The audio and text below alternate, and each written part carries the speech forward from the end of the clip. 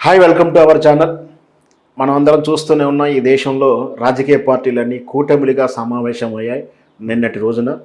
అయితే తెలుగు రాష్ట్రాల నుంచి, అంటే అటు ఆంధ్రప్రదేశ్ నుంచి కానీ తెలంగాణ నుంచి కానీ ఏ రాజకీయ పార్టీకి ఆహ్వానం ఏ కూటమిలికి రాలే. తెలంగాణలో బీఆర్ఎస్ పార్టీకి మొదటి నుంచి తటస్థంగా ఉంటామని చెప్పడంతో ఇటు కాంగ్రెస్ కూటమి వైపు వెళ్ళలేదు, ఇటు బీజేపీ కూటమి వైపు వెళ్ళలేదు, వాళ్ళు పిలవలేదు. సో కానీ కేవలం జనసేన పార్టీని మాత్రమే ఎన్డీఏ ప్రభుత్వం అనగా బీజేపీ ప్రభుత్వం ఆయన కూటమిలో సమావేశాన్ని పిలవడం జరిగింది. ఆహ్వానం మేరకు వెళ్ళాడు. నిన్న మీటింగ్లో కూడా అటెండ్ అయ్యారు. అంటే తెలంగాణలో కానీ ఆంధ్రప్రదేశ్లో కానీ ఏ పార్టీ పిలవకుండా కేవలం జనసేన పార్టీని పిలవడంలో ఉన్న ఆంతర్యం ఏమిటో ఇలాంటి వివరాలన్నీ కూడా మనతో ఉన్నట్టు ఇమ్మడి రామారావు గారిని అడిగి మరిన్ని వివరాలు తెలుసుకుందాం. నమస్కారం సార్. నమస్తే బాబు. సార్, ఇప్పుడు బీజేపీ అంటే దేశ స్థాయిలో పెద్ద పార్టీ, ప్రాంతీయంగా కొన్ని సందర్భంలో ఈ ప్రాంతీయ పార్టీలు అవసరం ఉంటుంది. ఏ పార్టీకి లేని అవకాశాన్ని కేవలం జనసేన పార్టీకి మాత్రమే, పవన్ కళ్యాణ్కి మాత్రమే ఆహ్వానాన్ని అందించడం. నిన్న అతను వెళ్ళి ఈ కూటమి ఎన్డీఏ కూటమి మీటింగ్లో అటెండ్ అయ్యారు. కేవలం జనసేనను మాత్రమే ఎందుకు చేసుకున్నారు? జనసేన పార్టీ ఏమైనా బీజేపీకి ఉపయోగపడుతుందా? బీజేపీ పార్టీ జనసేనకు ఉపయోగపడుతుందంట. ఇక్కడ ఈ 2024 ఎలక్షన్స్ అతి కీలకమైన ఎలక్షన్స్ అయిపోయాయండి. ఎందుకంటే 2 దఫాలుగా ఆయన ప్రధానమంత్రిగా ఉన్నారు.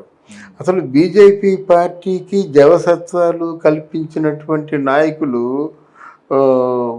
మన వాజ్పేయి గారు, అద్వానీ గారు అయితే దాన్ని సస్టైన్ చేసిన నాయకులు మాత్రం వీళ్ళిద్దరే, మోడీ, అమిత్ షా గారు. డెఫినెట్గా అక్కడ ఏం చేశారంటే మన ఆంధ్ర సౌత్ ఇండియన్ మాత్రం వాళ్ళు టార్గెట్గా పెట్టుకున్నారండి. ఇండియా అంతా కూడా ఓవర్కమ్ చేశారు, కానీ సౌత్ ఇండియన్ టార్గెట్ పెట్టుకుంటే కర్ణాటకలో వాళ్ళ చేతులు చేయి జారిపోతుంది, చిక్కినట్టే చిక్కుతుంది, చేయి జారిపోతుంది. ఇక పోయినట్టు మద్రాసులోను వాళ్ళు ఎలాంటి వాళ్ళంటే అక్కడ డిఎంకే ఉన్నప్పుడు డిఎంకే కొన్నిసార్లు కేంద్రంతో కలిసేది, అది వాళ్ళు నచ్చినట్టయితే కాంగ్రెస్ పార్టీతో కలిసేది. కానీ ఇప్పుడు వీళ్ళ చేతుల్లో రావటం లేదు. స్టాలిన్ అసలు మాట వింటం లేదు. తమిళ కల్చర్ వేరేగా ఉంటుంది, వాళ్ళ సొంత కల్చర్ స్వతసిద్ధంగా నిర్ణయాలు తీసుకుంటారు అన్నమాట వాళ్ళు. ఎలాంటి వాళ్ళంటే ఈరోజు చిన్న ఉదాహరణ చెప్తాను నేను. మీరు స్టాలిన్ ఇప్పుడు డిఎంకే పార్టీలో ఎవరైనా ఓడిపోయిన వాళ్ళు కానీ గెలిచిన తర్వాత డబ్బులు లేకుండా ఉన్నా సరే కమాండ్ రండి పని చేయండి, దానికి ఉంది, మీరు ఏదో పోర్ట్ఫోలియో తీసుకోండి, ప్రజలకు సేవ చేయండి అంటే అంత బ్రాడ్ అవుట్లుక్ ఉందండి. ఆ ధైర్యతలు బొమ్మలు ఉన్నాయండి. మాకు బాగాలేదు, ఈ బొమ్మ ఉండాలి, లేకపోతే మీ నాన్నగారి బొమ్మ ఉంటే నో. మనం ఆల్రెడీ సంచులు ప్రింట్ చేస్తాం కదా, లక్షలు కొన్ని కోట్లు ఖర్చు పెట్టాము. అమ్మ బొమ్మ ఉంటే మనకు నష్టం ఏమిటి? జయలలిత గారు మన నాయకురాలు కదా, తమిళనాడులో జయలలిత అమ్మని మన తరవడం వాళ్ళు ఎవరైనా ఉన్నారా? అలా అమ్మకేంటి పేరు మాత్రం అదే.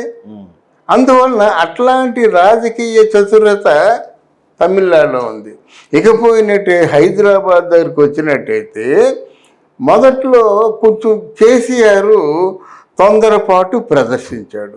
ఎందుకు ప్రదర్శించారంటే చెప్పుడు మాటలు విని ఒకటి, రెండోది ఆయన తాలూకు ఆస్తులు ఎప్పుడైతే ఊహించని రీతిలో పెరిగిపోయినాయో, ఆయన కొడుకు మీద ఎప్పుడైతే ఆస్తుల మీద ఒక నిఘా వేశారో, కూతురు ఎప్పుడైతే లిక్కర్ స్కామ్లో ఇరుక్కుందో, ఇక్కడ మన కేంద్రంలో నాకు బలమైనటువంటి అంటే మద్దతు ఉందని చెప్పడం కోసం బీఆర్ఎస్ పెట్టాడండి.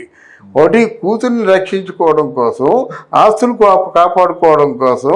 ఒక పక్కేమో మన కాంగ్రెస్ పార్టీ రైజ్ అవుతుంది, ఒక పక్కేమో బీజేపీ కూడా రైజ్ అవుతుంది. ఇప్పుడు చేయగలిగింది ఏమిటంటే మొత్తం నాకు కొంత బలం ఉంది, ఈ బలగాన్ని మీకు ఇస్తాను అవసరమైతే, అంతే కదా చేస్తాడు. అది చేయడం కోసం అయితే అక్కడ కూడా ఆశ పెట్టుకోలేడు, అవసరమైనడితే ఆయన సపోర్ట్ చేస్తాడు. ఎప్పుడు మద్దతు నేను ఎవరని చెప్పడం లేదు కేసీఆర్. అది అలాగుంది. ఇప్పుడు ఆంధ్రదేశానికి వచ్చేసరికి ఇప్పుడు చంద్రబాబు నాయుడిని మోదీ నమ్మడు. ఎందుకంటే నమ్మడు. ఒకప్పుడు మోదీని వచ్చినట్టయితే తిప్పికొట్టండి, చదువు కొట్టండి అని చెప్పిన స్లోగన్ ఆయన మర్చిపోలేదు. ఇంకా చెవులో రింగు మట్లే ఉంది, అయిపోయింది కదా. ఇక్కడ జగన్మోహన్ రెడ్డి గారిని ఏదైనా సపోర్ట్ చేద్దామంటే ఆయన మీద చాలా వ్యతిరేకత వచ్చింది. ప్రజల్లో వ్యతిరేకత వచ్చింది. ఒకవేళ జగన్మోహన్ రెడ్డిని కానీ సపోర్ట్ చేసినట్టయితే అంటే కళ్ళ ముందు హత్యానేరంతో ఆయన ఉన్నప్పుడు అవినాష్ రెడ్డినేమో శిక్షించకుండా జగన్మోహన్ రెడ్డి గారి తాలూకు ఆయనకి ఏదో సపోర్ట్ చేద్దాం అనుకుని ఉన్నట్టయితే ఇప్పటికి ఎంతోమంది అంటున్నారు ప్రభుత్వంతో ఆ ఉనికినే కోల్పోతున్నాడు బీజేపీ పార్టీలో. అట్లాంటి పరిస్థితుల్లో ఇప్పుడు కొంచెం నమ్మదగ్గ నాయకుడు. తర్వాత ఇక్కడ పవన్ కళ్యాణ్ అదృష్టం ఏంటంటే అక్కడ మన బిగినింగ్లో ఎలక్షన్స్ ఏది 24 కదా, 2019 కదా, అంటే మొదట్లో ఎలక్షన్స్ అయినప్పుడు 9 ఏళ్ళకు ముందు ఎలక్షన్స్ అయినప్పుడు చంద్రబాబు నాయుడు, పవన్ కళ్యాణ్, మోదీ, అంటే మోదీ గారు ప్రధానమంత్రిగా వచ్చినప్పుడు వీళ్ళు ముగ్గురు కూడా స్టేజీ ఎక్కినట్టయితే మోదీ ముందు పవన్ కళ్యాణ్కి చేకొట్టారు, చంద్రబాబు నాయుడు ముందు పవన్ కళ్యాణ్ చేకొట్టారు. మోదీ కళ్ళారా ప్రత్యక్షంగా ప్రజల్లో ఎంత మద్దతు ఉందో చూశాడు. అందువల్ల ఆయనకు ఒక నమ్మకం ఉంది, ఎవరు చెప్పింది కాదు కదా, చూశారు. దానికి ఇప్పుడు కాకపోయినా ఎప్పటికైనా మోదీ ఆయన తన వైపు తిప్పుకుంటాడు. తను నచ్చిన గుణాలు ఉన్నాయి. మోదీలో ఎంతైతే వాగ్జర్ ఉందో, ఆ మాట్లాడుతున్న ఎలాగైతే ఆ స్పిరిట్ ఉందో ఆ స్పిరిట్ పవన్ కళ్యాణ్కి ఉంది. అయితే ఇక్కడ ఉన్న లోపం ఏంటంటే ప్రధానంగా పవన్ కళ్యాణ్ తెలుగుదేశం పార్టీకి సపోర్ట్ చేయకూడదు, పవన్ కళ్యాణ్ బీజేపీ పార్టీకి సపోర్ట్ చేయాలి. సపోర్ట్ చేయాలంటే బీజేపీ పార్టీకి ఒకలో ఇద్దరు ఉన్నారు అక్కడ, హరిబాబు, విష్ణుకుమార్ రాజు, ఎవరో కొద్దిమంది ఉన్నారన్నమాట. పురంధరేశ్వరుడు వచ్చి పెద్దేమో పొడి చేసేది ఏమి లేదు. కన్నా లక్ష్మీనారాయణ కంటే, సోమవీర్రాజు కంటే పురంధరేశ్వరుడు చేసేది ఏమి లేదు. ఈ బండిని ఎలా లాగుతారు? మన జగన్మోహన్ రెడ్డికి ఏ విధంగా రిటార్డ్ ఇస్తారు అన్నది పెద్ద ప్రశ్న అండి. దీనికోసం పిలిచిన తర్వాత ఇక్కడ ఒకటి, పవన్ కళ్యాణ్ని బీజేపీ పార్టీ అభ్యర్థిగా ప్రకటిస్తారా, ప్రకటించినట్టయితే జనసేన పార్టీని బీజేపీ పార్టీలో మెర్జీ చేస్తారా, వాళ్ళు అన్నయ్య చేసినట్టుగాను. ఏదో కొంచెం ఈ రాజకీయంగా ప్రతి వ్యూహాలు ఒక కొలుక్కి వచ్చి వస్తాయి కానీ ఈ పవన్ కళ్యాణ్ భవిష్యత్తు కనిపించదు. ఒకవేళ పవన్ కళ్యాణ్ కానీ తెలుగుదేశంతో చేరినట్టయితే వాంటెడ్గా ఓడిస్తారండి.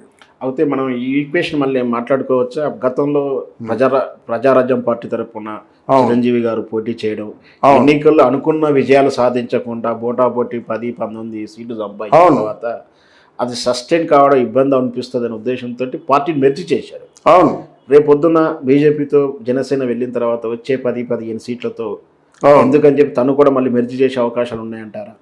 అట్లాంటి అవకాశాలు కనిపిస్తున్నాయి కదా. ఎందుకంటే ఎన్నికల ముందు పార్టీ మెర్జీ చేస్తే నెగిటివ్ రిజల్ట్స్ వస్తుంది. అవునవును, మళ్ళీ ఎన్నికలు వెంటనే మెర్జీ చేశారనుకోండి, మళ్ళీ 5 ఏళ్లతో ప్రజలు మర్చిపోతారు, ఇతర కేంద్రంలో మంత్రి పదవి ఉండొచ్చు, ఇలాంటిది ఏమైనా జరిగే అవకాశాలు. అవునవును. అందువలన ఇక్కడ పవన్ కళ్యాణ్ మాత్రం నాయకుడిగా నిలబెడతారండి. వాళ్ళ చెప్పు చేతల్లో ఉంటే మాత్రం పవన్ కళ్యాణ్ డెఫినెట్గా మంచి ఫ్యూచర్ ఉంటుంది. ఇండియాలో ఉన్నటువంటి నాయకుల్లో పవన్ కళ్యాణ్కి స్వచ్ఛత ఉంది, నిజాయితీ ఉన్న నాయకుడిగా ఉన్నాడు. జనం బలం ఉంది. దీని పక్కన డబ్బు ఉంటే తిరుగులేని నాయకుడు అవుతాడు. డబ్బు లేకుండా ఎలక్షన్స్ రూల్డ్ అవుట్ అండి. మాట్లాడుకుంటారు కానీ డబ్బు లేకుండా ఎలక్షన్స్లో గెలవడం మాత్రం రూల్డ్ అవుట్ అండి. అందువల్ల ఇక్కడ చాలా అగ్ని పరీక్ష పవన్ కళ్యాణ్కి ఉంది. ఇంతవరకు మా బాయి అనుకున్నటువంటి తెలుగుదేశం పార్టీకి దూరం అవ్వాల్సిన అవసరం ఏర్పడుతుంది.